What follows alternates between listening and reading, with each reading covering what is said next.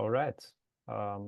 We don't have our posh starting video, so I'm gonna do the housekeeping first. So hello everybody, my name is Ronald. I'm the regional manager for SeedBlink Group in DACH, Germany, Austria, Switzerland, and we have Eduardo Garcia from the Swiss startup Moozz with us. Before I let Eduardo introduce himself, some housekeeping issues is this call will be recorded for the simple reason that not always everybody who registers for the pitch can also make it. So we're gonna record this one, we put it on the platform, and we have it sent to the investors who couldn't make it to today. Essentially, we're sending it to everybody who registered, so to make it simple. And having said that, I have the pleasure today that we have Eduardo here, one of the founders of the Swiss startup Moozz, and I let him introduce himself and then afterwards go into his short pitch, and looking forward. Hello, Ronald. Thank you for the opportunity. My name is Eduardo. I'm co-founder and CEO of Moozz. Well, my personal background, I worked on education technology for several years. This was a company based in Mexico. We started from zero and raised this company to over 100,000 students and over 100 million valuation in a period of 5 years. And last year, I had the opportunity to join Moozz, and this is the project we will be pitching today. Would you like me to jump to the pitch? Please. Yep, please. sure. Yeah. Stage is yours, share. Eduardo. Stage is yours. Thank you very much. So I'll share my screen. Please let me know if you can see it. Yes. Perfect. So in Moozz, we are developing technology in service of artists, labels, and composers. And we want to transform how artists create and connect with the music industry. We are currently 3 co-founders. Rafael is our CTO. He has over 20 years experience in technology. He has founded 2 startups with successful exits. And in the past, he worked with Warner, Switzerland, and Sony Music also. So he has experience in the area. Alex Whitmer, he's our Chief Strategy Officer. He is our tech angel and mentor with multiple successful exits. He is an early investor in music tech ventures like Shazam and Utopia. And he has had some notable investments in Revolut, which is now worth 45 billion, and BP, which is a Spanish startup that is now worth over 100 million. And myself, I've been a tech executive with over 15 years of leadership. As I mentioned before, we scaled a startup in Mexico from 0 to 100 million. And well, I have experience in rapid growth and large operations. So now regarding Moozz, we have a very exciting project that we currently haven't identified in the market, so we think it's a great opportunity. So imagine you're an artist trying to stand out in a world flooded by millions of artists in streaming platforms, where your probability of success is less than 2%. So what we want to make is increase that possibility for you to become popular in other parts of the world. Today, the average earning per artist is less than $1,000 annually. So we think that if you expand to other markets, you have a greater success of succeeding. So what we're developing is a music translating technology. And it's not the lyrics translation, it's the vocal translation. So the idea is that your vocal, your emotion, your voice is translated and transcribed to another language. This can help you cross barriers and enter new markets. So we always put the example, if a person is developing reggaeton in Colombia, it is very unlikely he will succeed because there's so many doing that there. However, if he takes his music to Japan, where there is very few artists composing reggaeton, it is very likely that he will become very heard, very popular. This can also apply to viral videos in social media platforms, where they're very popular in one language, but maybe if you translate it to another language, you can take it to other cultures. In history, there's many examples of artists that were not so successful in their countries, but when they went abroad, they became very, very famous. A very well-known case is Sixto Rodriguez, who started creating music in the United States, and he really never became popular. But in South Africa, he became even more famous than Elvis Presley. And he never knew, because in those days, the technology was not so interconnected.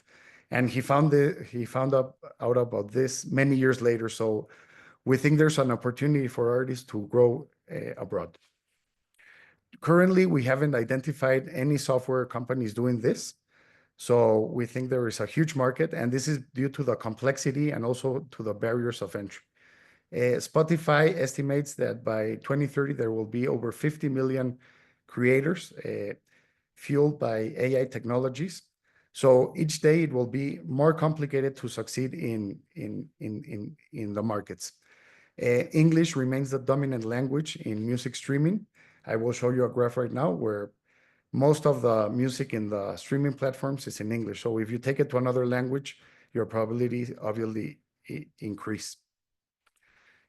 So as I mentioned, the vision we have is that you can connect to your device, even to streaming platforms, and you can choose the language of your song. So imagine, here's an example of Adele. So imagine you could listen to her in Chinese, in French, in German, in any language without losing the essence of her voice. So this is the chart I was mentioning. As you can see, 55% of the market is in English, all the songs that are uploaded. So there is a huge opportunity in other languages for artists to explore those markets. And the most amazing thing is that they do it at a relatively low cost. The benefits for artists, obviously, are they can take their music across borders and languages. They can access new fans globally.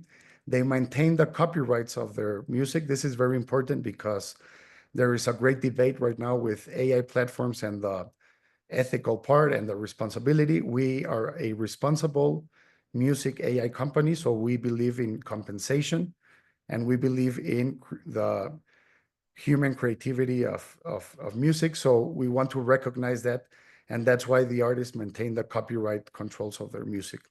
It allows them to explore new regions with minimal risk, and it generates new revenue streams such as royalty, merchandises, and licensing. Today, we have available English, Spanish, Japanese, and French, but we will continue to add new languages as we scale. As I mentioned before, we haven't spotted any direct competition today. However, there are several companies doing some amazing job on music AI. Some are focusing on the music generation part and others on the voice doubling, but nobody's combining both. So this is, we could say, our unique or added value. And as I mentioned, our USP is the high degree of complexity, because it's not the same to double a voice for a movie, for example, where it translates what the artist is saying to another language. Here you need to maintain a pitch, a rhythm, a tempo, the syllables of the word. So there's a high degree of complexity, and that's why nobody has ventured into this technology. How we make money, there's two channels, we could say. One is the business to business, which is with labels and publishers. So we translate the music. There is no upfront cost for them. And they would receive a royalty or a revenue share of what we generate in the language we translate. The other one is more direct. It's a business to consumer, where the artist pays an upfront fee, and this is focused for independent artists. So it's a per transaction fee, and once they pay the translation, they keep all the copyrights. The reason we're doing it this way is because in the business to business, there is a very complex copyright scenario where there are many parties involved. There is a person that wrote the lyrics, the person who wrote the melody, the person who interprets the song. So it's not straightforward. However, in independent artists, it's what many times they call bedroom artists, that they are the owners of the copyrights, the lyrics, and the melody. So it's a straightforward transaction. And there is also a reason why we are doing it this way. The market is composed today with over 100 million songs in streaming platforms, of which 35% are owned by labels. However, they represent 80% of the revenue. The other 65% are independent artists, which have the bulk of the volume, but they generate only 20%. So that's why we're doing this approach, where we focus on the volume of the independent artists and the revenue of the labels. The market is huge, as I was mentioning. Taking away songs without lyrics that are only instrumental, there's about 75 million songs in streaming platforms, and this is the division I was mentioning. So in the business to business, there's 26 million songs. In the business to consumer, there's 40 million, and there's a estimation of how we reach our total addressable market, which you can see is a total of $12.3 billion. Our approach or our projections estimate that in our first year of operations, once we have the technology stable, we can reach up to 10,000 song translations in 4 languages. This is around 1 million revenue, and we plan to reach in 5 to 7 years up to 500,000 songs translated in 8 languages. If you make the conversion, this is about 62,000 songs translated into 8 languages at an average revenue of $25 per song. That's about 100 million that we plan to hit. And well, we hope this becomes viral and many more people join our company. This is just a simple chart where we project our month-over-month growth. Obviously, at the beginning, the increase is more exponential, but as you gain more market, obviously the increase slows down. But it is still an aggressive projection because we believe the market is there. Well, this is our go-to-market. I don't wanna bore you here, but basically, first we want to focus on the business-to-business segment, and then we're gonna scale once the technology is more stable. We're gonna scale to the business-to-consumer. There's a huge potential for the business-to-business model. There's huge labels like Sony, Warner, Universal, but besides those, there's over 100 more smaller labels that can be interested in our technology, especially those that want to compete with the larger labels. So there's a huge market opportunity for this. So far, we've established important partnerships. One is with Independiza Música. This is a company in Mexico that represents over 8,000 artists, independent artists. So we're gonna take our technology offer to them for a beta test. We have Copyright Delta, which are managing the copyrights and the AI industry. They're making a nice match there, and they have a database of over 200,000 songs. And we were chosen as a AI startup for NVIDIA Inception Program. Additional to that, we were granted a Kickstarter fund, startup fund from the Swiss National Science Foundation, from Microsoft Azure, and from Amazon Web Services. And this is our traction so far. The most relevant today is that we already have a application available. You can download it today from the App or Android store. This application is to create music, and it is ideal for music producers. They can create and customize music. This is also a responsible technology because we're compensating the people who are helping us build our database. And in the future, the idea is that the music translate is embedded in this application. And finally, what we're looking for today is our target is 200,000 euros. And the instrument is a convertible loan agreement via SeedBlink. The valuation is 7.5 million. The round closes in March 31st. The minimum investment is $500. And we estimate with this money, we can have a runway of 10 months. The expected return of investment is 25 to 35 times the investment. And that would be the presentation. Thank you very much. It's awesome. Thanks a lot, Eduardo. Highly Thank you. appreciate it. Now, questions from the audience are welcome. Use the chat function, raise your hand, use the Q&A function as you want. And I know that sometimes investors need a bit of an ice breaking, so I'm going to do that now. So if we look at what you guys are doing and why we found you interesting from the start is, I mean, you're tackling something that is already tricky, i.e., dubbing something into another language, but then at the same time make it sound melodic as well. So it's not just a translation. It's basically, as you said, the syllabuses must match.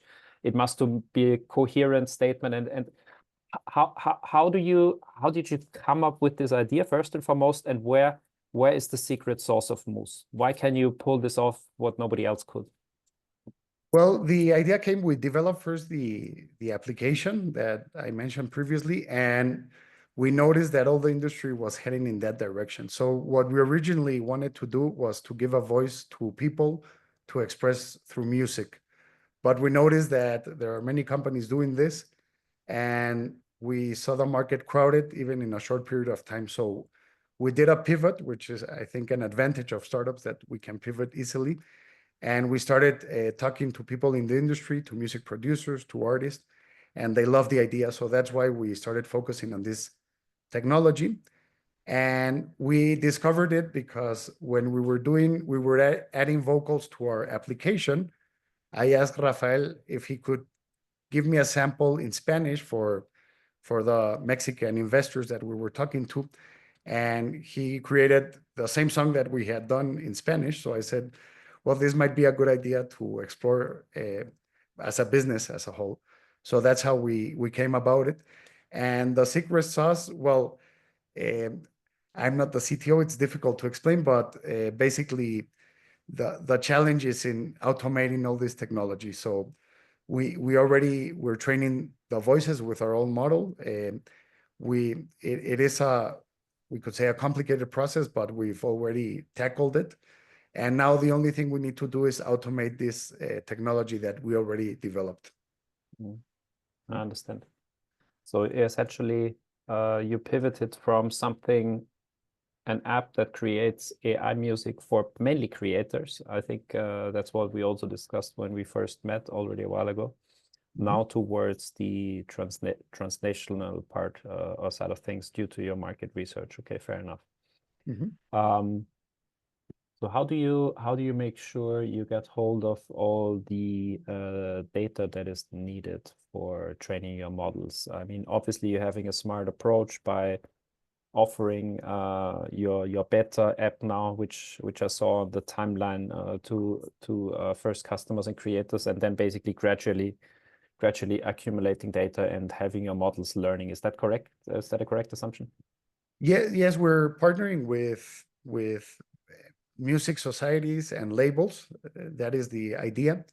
And with them, we will be able to get the data. We're not training like other companies we're not scrapping the internet from data that is already there and infringing on copyrights. We want to do this right. So we're partnering with the labels and music societies so that we can get the rights to translate the music. Each artist, his voice is unique, so each artist, we need to train his voice. So it's not that we take a huge database of music and train it, and with that we can create any song, but each artist is independent. So we could say that an artist that trains his voice with us, with that voice, we can then create all his album in any language. So more than like a bulk approach to the training, it's per artist. Okay. Is there any particular languages that you deem more suitable for your approach? I saw you have obviously English, German, Spanish, and French. We German, have I'm not sure. no German or Japanese, Japanese. English, and French right now. Obviously, some important languages would be Chinese and Arabic because of the population that speaks those languages. So, but the degree of complexity there is a little bit higher, but our goal is to obviously cover those languages as well. So do you see any, there must be languages that are better suited for this approach than others. I mean, the Latin languages are inherently more comparable than, let's say, Asian or Arabic languages, Semitic languages, if you want. So Correct. Is there some hurdles that you see down the line, in a sense that, I mean, I can imagine that Chinese is going to be a hard nut to crack. No, it's definitely a huge challenge, and not only because of the structure of the language, but also the context within a place, because maybe you translate a word literally, but in the other language it means completely different. So there needs to be some filter of human at the beginning correcting this data until the model is very precise. But there's definitely huge challenges. In Japanese, we were able to create something very good. I mean, it's not perfect yet, but the sound is very good. The syllables are respected, so we're confident we can do it in other languages. Mm-hmm. Interesting. And talking about the business model and the go-to-market a bit, I've seen quickly, or we have seen quickly, your go-to-market slide, quite comprehensive. So the idea, if I recall correctly, is you have two business lines, so B2B, B2C, obviously. But you were talking a lot about labels. So your entry points towards the industry and then eventually to customers should be via labels, who then basically represent their artists. Is that correct? Correct. Basically, because they hold the rights for the interpretation of the voice. They are the owners. So we could do the translation, for example, with another voice, but the idea is that the artist takes his voice to another country. So even in case we find a barrier with labels, we could go around this with using other voices that might be interesting for the market. However, our initial approach is to do it through labels.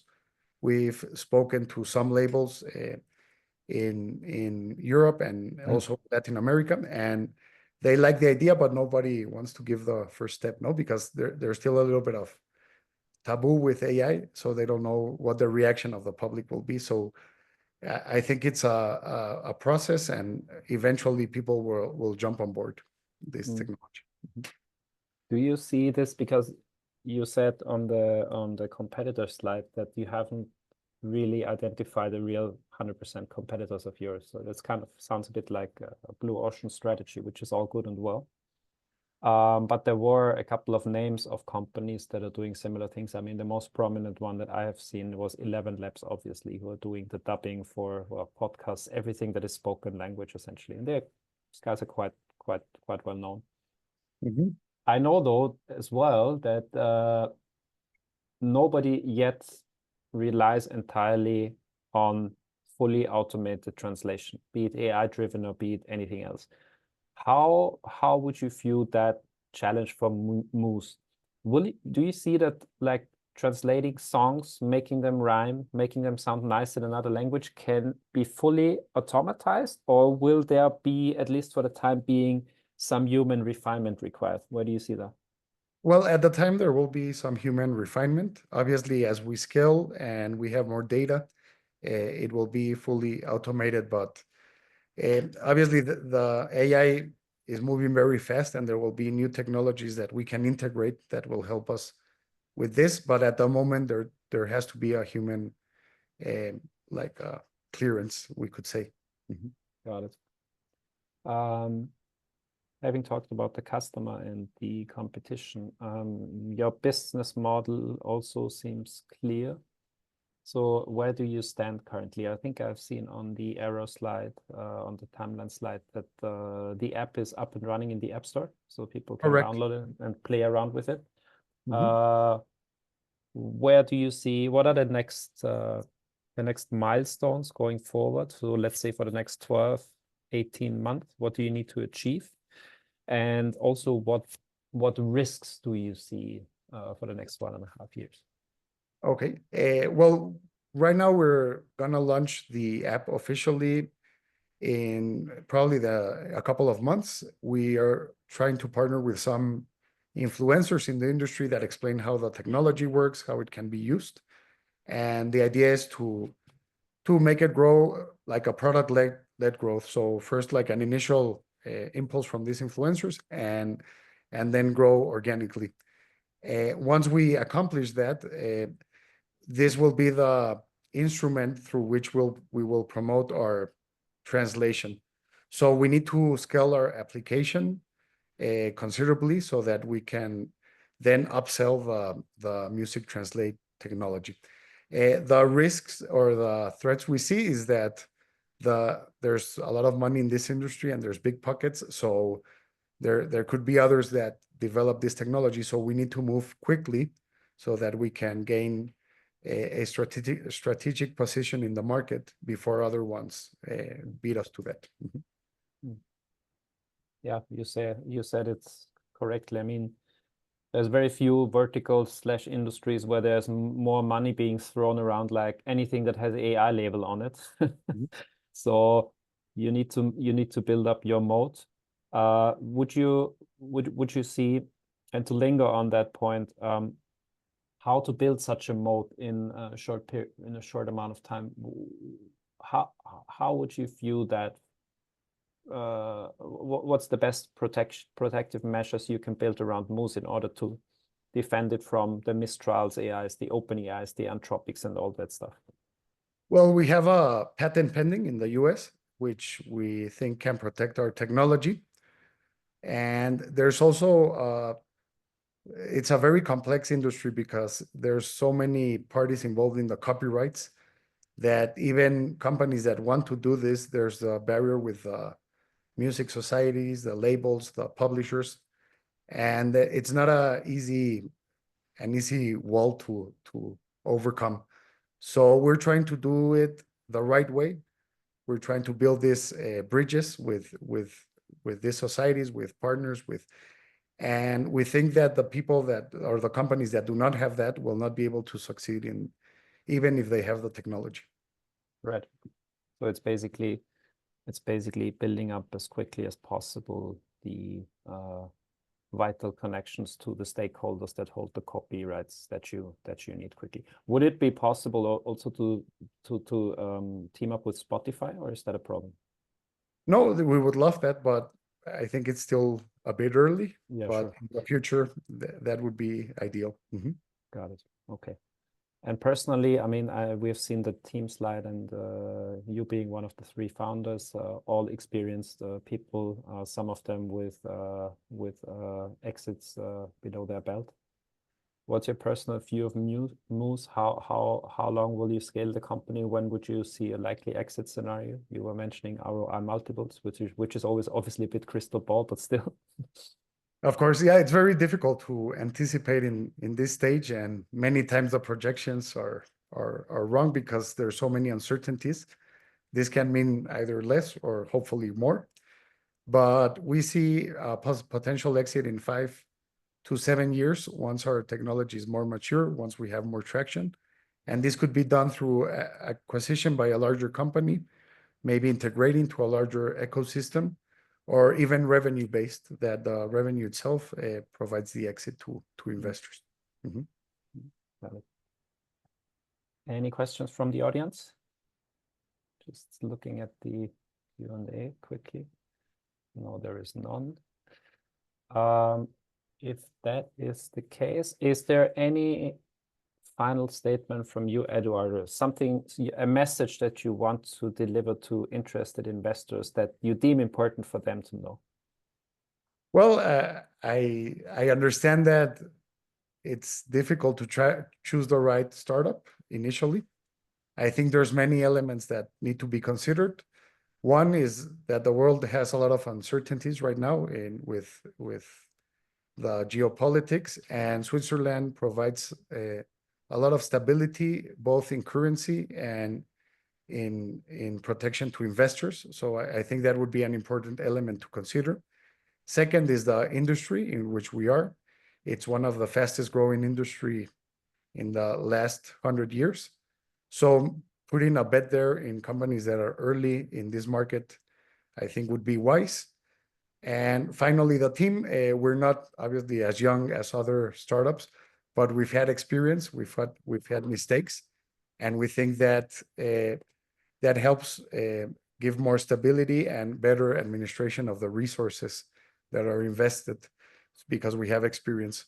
So I think those elements, considering the current global economic ecosystem, should give some confidence to the investors.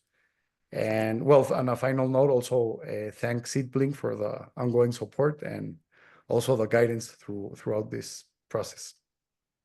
That's a good final statement. And from my end, I will conclude by saying Moozz is still on the SeedBlink platform until the end of the month, the 31st of March. Investments as low as ticket sizes as low as 500 euros. Obviously, the more the better. And having said that, thank you, Eduardo, for your time. Thanks everybody for joining. And since it's Monday, great start into the week, everybody, and stay safe. Ciao, ciao. Thank you very much. Bye-bye.